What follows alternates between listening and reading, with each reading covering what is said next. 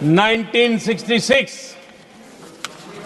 रण of Kutch पर इन्हीं लोगों ने मध्यस्थता स्वीकार की। ये था उनका राष्ट्रीय सुरक्षा का विजन।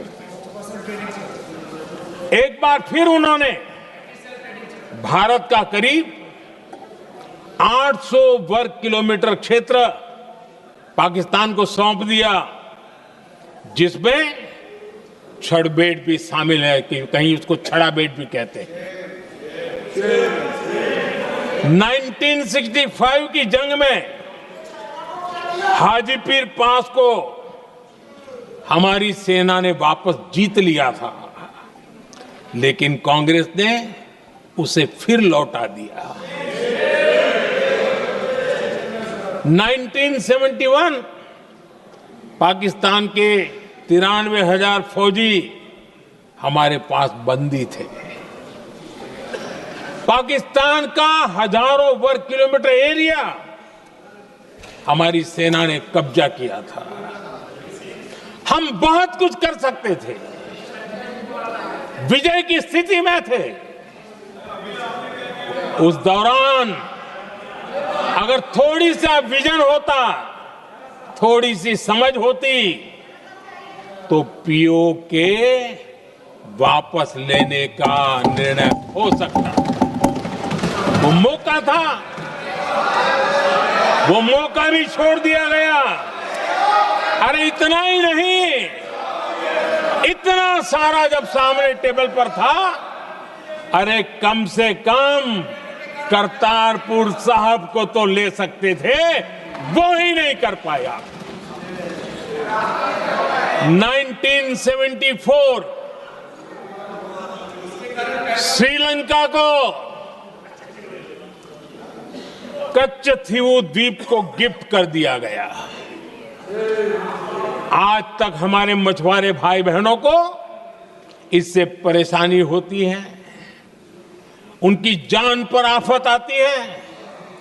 क्या गुनाह था तमिलनाडु के मेरे फिशरमैन भाई बहनों का, कि आपने उनका हक छीन लिया और दूसरों को गिफ्ट कर दिया? कांग्रेस का दशकों से इरादा लेकर चल रही थी कि सियाचिन से सेना हटा दी जाए।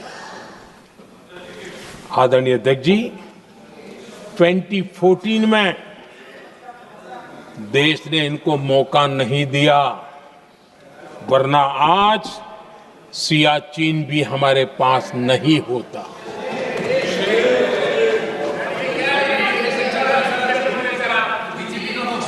आदरणीय अध्यक्ष जी, आजकल कांग्रेस के जो लोग हमें डिप्लोमेसी का पाठ पढ़ा रहे हैं, मैं उन्हें उनकी डिप्लोमेसी याद दिलाना चाहता हूं, ताकि उनको भी कुछ याद रहे, पता चले। 26/11 जैसे भयंकर हमले के बाद बहुत बड़ा आतंकी हमला था। कांग्रेस का पाकिस्तान से प्रेम नहीं रुका। इतनी बड़ी घटना 26/11 की हुई थी। विदेशी दबाव में हमले के कुछ हफ्तों के भीतर ही कांग्रेस सरकार ने पाकिस्तान से बातचीत शुरू कर दी। आदरणीय अध्यक्ष जी, कांग्रेस सरकार ने 26/11 की इतनी बड़ी घटना के बाद भी एक भी डिप्लोमेट को भारत से बाहर निकालने की हिम्मत नहीं की। छोड़ो, इधर एक वीजा तक कैंसिल नहीं किया, एक वीजा तक कैंसिल नहीं कर पाए थे। देश पर पाकिस्तानी स्पॉन्सर बड़े बड़े हमले होते गए, लेकिन यूपीए सरकार ने पाकिस्तान को मोस्ट फेवर्ड नेशन का दर्जा देकर रखा था। वो कभी वापस नहीं लिया था। एक तरफ देश मुंबई के हमले का लिए न्याय मांग रहा था, दूसरी तरफ कांग्रेस पाकिस्तान के साथ व्यापार करने में लगी थी।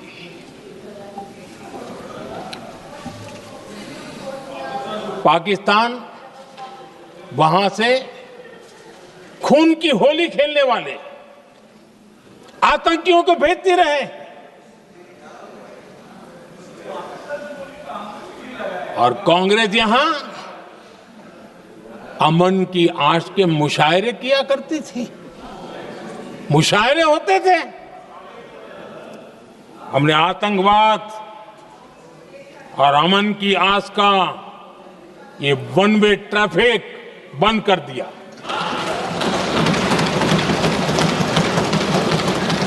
हमने पाकिस्तान का MFN का दर्जा रद्द किया, वीजा बंद किया। हमने अटारी वाघा बॉर्डर को बंद कर दिया। आदरणीय अध्यक्ष जी,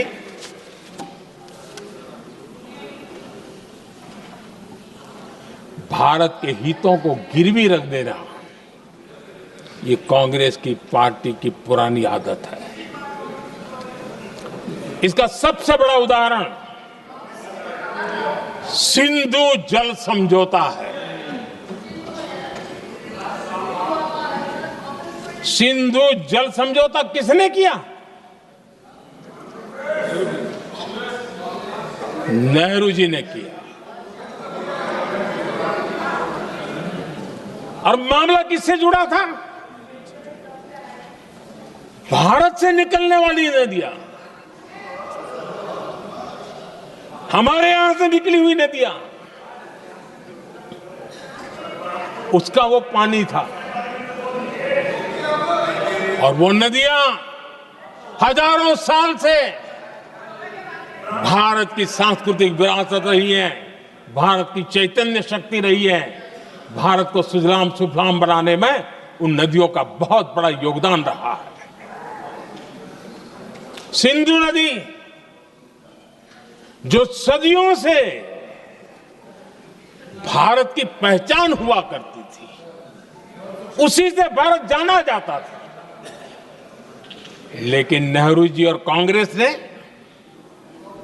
सिंधु और झेलम जैसी नदियों पर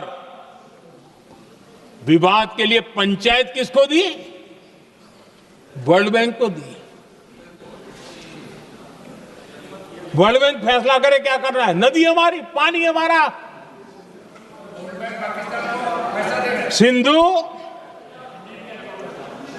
सिंधु जल समझौता सीधा सीधा भारत की अस्मिता और भारत के स्वाभिमान के साथ किया गया बहुत बड़ा धोखा था।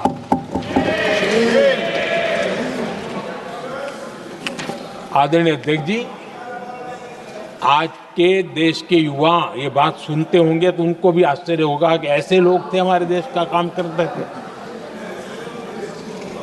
नेहरू जी ने इस ट्रीटी करी और क्या किया? ये जो पानी था, जो नदियां थी, जो भारत से निकल रही थी, उन्होंने 80% पानी पाकिस्तान को देने के लिए वो राजी हो गए। और इतना बड़ा हिंदुस्तान, उसको सिर्फ 20% पानी। कोई मुझे समझाए भाई ये कौन सी बुद्धिमानी थी? कौन सा देश हित था? कौन सी डिप्लोमेसी थी? क्या हालत करके बना के रखा था आप लोगों ने? इतनी बड़ी आबादी वाला हमारा देश, हमारे यहां से निकलती हुई ये नदियां, और सिर्फ 20% पानी, और 80% पानी उन्होंने उसको दिया जो देश खुलेआम भारत को अपना दुश्मन करार कर देता रहा है, दुश्मन कहता रहा। और ये पानी पर किसका हक था? हमारे देश के किसानों का, हमारे देश के नागरिकों का। हमारा पंजाब, हमारा जम्मू कश्मीर देश के एक बहुत बड़े हिस्से को इन्होंने पानी के संकट में धकेल दिया, इस एक कारण से। और राज्यों के भीतर भी पानी को लेकर के आपस में संघर्ष पैदा हुई है, प्रतिस्पर्धा पैदा हुई, और उनका जिस पर हक था उस पर पाकिस्तान मौज करता रहा, और ये दुनिया में अपनी डिप्लोमेसी के पाठ पढ़ाते रहते हैं। आदरणीय अध्यक्ष जी,